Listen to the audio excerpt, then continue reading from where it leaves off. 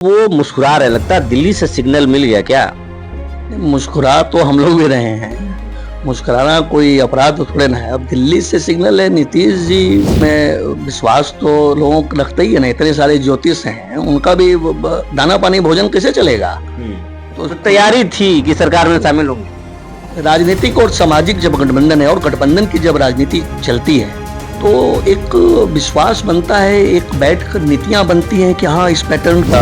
कुछ सीटों पर फेरबदल भी हो सकता है, जहां पे आरजेडी के विधायक हैं वहां कांग्रेस लड़ सकती है, जहां कांग्रेस के विधायक वहां आरजेडी लड़ सकती है। इसकी संभावना है, प्रयास लगाए जा रहे हैं। हाँ, ये तो शीर्ष नेतृत्व जब आपस में बैठते हैं तो इस पर चर्चा होगी। इसमें हीरो बहुत लोग बनते हैं, कोई यात्रा निकाल के हीरो बनते हैं।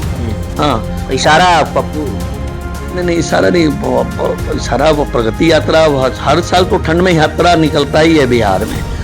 कुछ दिन पहले चचा मुस्कुरा रहे थे और इंडिया अलायंस में उनको आने की चर्चाएं तेज हो गई थी, लेकिन लगता है दिल्ली से सिग्नल मिल गया और चचा अपने पुराने साथी के साथ ही रहना पसंद करेंगे। और अब तो वो मुस्कुरा कर कह भी रहे हैं कि 2 बार गलती हुई, अब गलती नहीं होगी। उनका राग बदल गया है। लेकिन कांग्रेस हो या आरजेडी हो, दोनों खूब जो है तैयारी करा रहे थे, ज्योतिष से हाथ दिखवा रहे थे कि अब सरकार में शामिल होंगे, क्या क्या करेंगे। लेकिन अब आशा पर पानी फिर चुका है। बिहार में सियासत और मौसम दोनों करवट ले रहे हैं। कब क्या हो ये पता नहीं चल सकता। हमारे साथ कांग्रेस के प्रदेश प्रवक्ता हैं सूरज सिन्हा जी, बहुत अनुभवी हैं। इनसे जानते हैं कि बिहार के सियासत में आजकल क्या चल रहा है, इनकी तैयारी क्या है। आरजेडी इनके साथ लोकसभा में मनमानी कर चुका है, विधानसभा में भी मनमानी होगा क्या? नीतीश का मन क्या है, इनकी तैयारी कैसी है, इस पे जानेंगे। सूरज सिन्हा जी, बहुत बहुत स्वागत है। सबसे पहले आपको स्वागत है, आपका भी, सूर्या बिहार के दर्शकों का भी स्वागत है। नीतीश जी भी मुस्कुरा रहे थे, 4-5 दिन पहले खामोश थे, चुप्पी साध दिए थे, और अब वो मुस्कुरा रहे, लगता है दिल्ली से सिग्नल मिल गया क्या? मुस्कुरा तो हम लोग भी रहे हैं।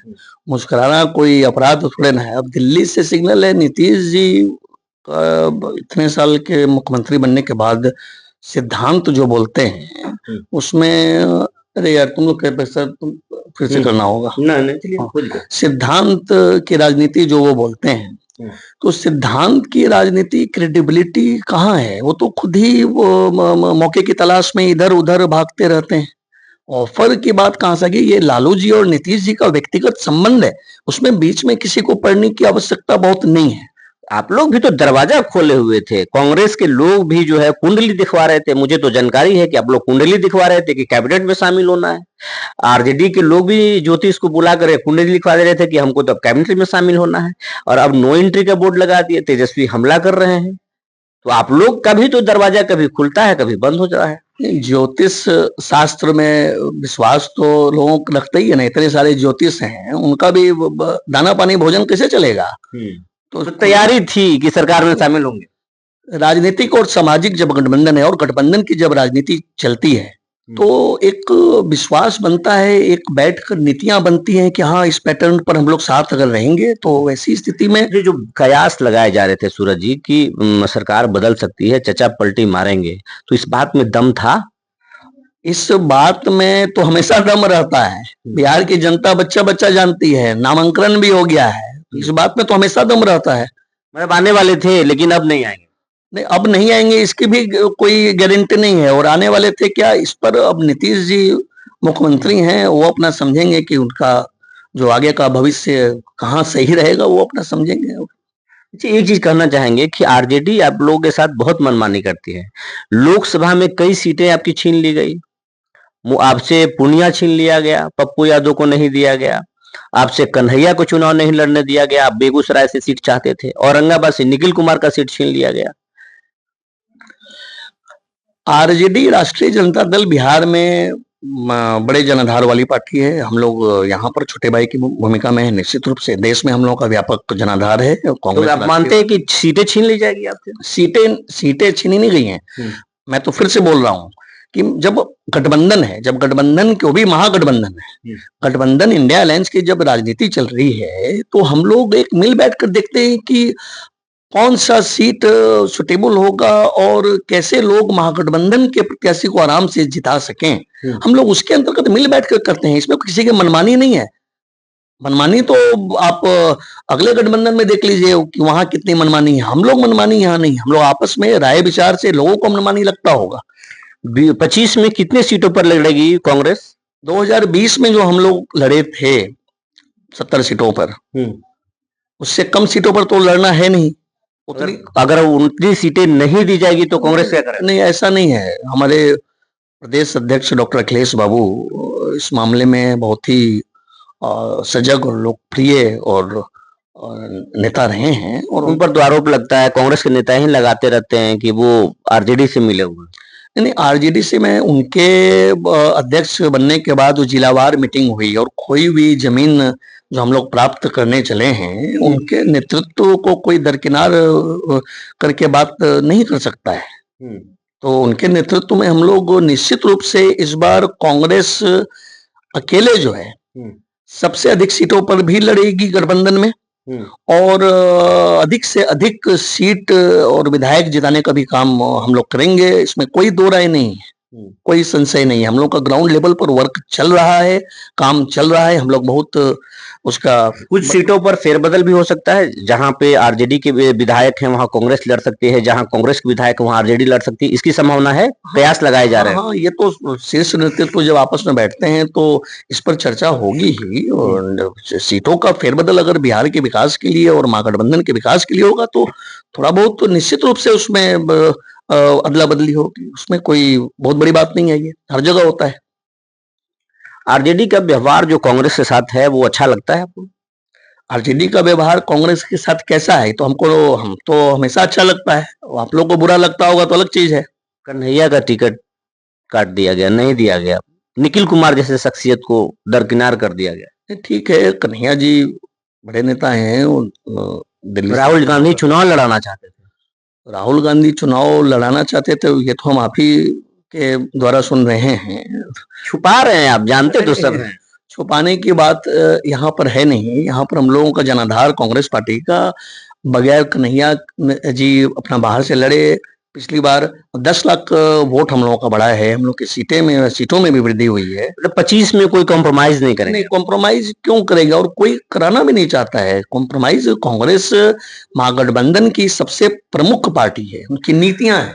जिस बेस पे, जिस वोट बैंक पे कांग्रेस पॉलिटिक्स करती है, बीजेपी पॉलिटिक्स करती है, अब जनसुराज भी उसी पे कर रहे हैं, पीके भी कर रहे हैं। तो क्या आपको नहीं लगता है कि कांग्रेस को डैमेज दे सकते हैं प्रशांत किशोर, आरजेडी को नुकसान दे सकते हैं, आपके जो वोट बैंक में बड़ा चेंज लगा सकते हैं? कांग्रेस पार्टी देश को आजादी दिलाने वाली पार्टी रही है। वोट बैंक की जहां तक बात है तो कांग्रेस पार्टी को कोई वोट बैंक सब लोगों का है, सब लोग कांग्रेस पार्टी को चाहते हैं। तो ऐसा कोई वोट बैंक नहीं है कि उसमें जो है सेंध लगाएंगे पीके। कांग्रेस का जनाधार व्यापक है, कोई एक खास वोट तक सीमित नहीं। पीके का ये जो बीपीएससी का प्रोटेस्ट है, इसको किस रूप में आप ले रहे हैं? अभी तो बहुत बड़ा आंदोलन हो चुका है। अभी ठंड का समय है, उसमें हीरो बहुत लोग बनते हैं। कोई यात्रा निकाल के हीरो बनते हैं। हाँ, इशारा पप्पू, नहीं, इशारा नहीं, इशारा प्रगति यात्रा हर साल तो ठंड में यात्रा निकलता ही है बिहार में। और प्रशांत किशोर एक बिजनेसमैन है, तो उनका भी प्रोटेस्ट है। ठीक है, प्रोटेस्ट एक तो संवैधानिक अधिकार है लोकतंत्र में। अगर आप प्रोटेस्ट कर रहे हैं किसी के लिए तो ये तो एक अच्छी बात है, लेकिन प्रशांत किशोर को अपना स्टैंड साफ करना होगा। वो जनता को गुमराह कर रहे हैं, दिग्भ्रमित कर रहे हैं। वो तो कह रहे हैं कि हम अभ्यर्थियों को न्याय दिलाएंगे, जस्टिस दिलाएंगे। दिलाए नहीं आए, कौन रोका हुआ है? उनके साथ जो पुलिस की वो गलत की कि सही की? अब पुलिसिया कार्रवाई किस परिप्रेक्ष्य में हुआ, वहां पर अभ्यर्थी कितने थे, जनसुराज के कितने लोग थे? मैं तो अभी मीडिया में देख रहा था पेपर में कि जितने अभ्यर्थी थे उससे 10 गुना जनसुराज पार्टी के कार्यकर्ता थे। तो अब ये तो सरकार और ये तो प्रशासन का काम है, इसको वो लोग देखेंगे। इसमें हम लोग अननेसेसरी कमेंट देकर कोई अनावश्यक कंफ्यूजन क्रिएट नहीं करना चाहते। 25 में नीतीश अगर आपके साथ आएंगे तो स्वागत है। स्वागत हम तो बोल रहे हैं, गठबंधन की राजनीति में बहुत हद तक, बहुत दिनों के लिए दरकिनार किसी को नहीं किया जा सकता है। नीतीश और तेजस्वी दोनों अगर आपके साथ आए तो किसको सीएम देखना चाहेंगे?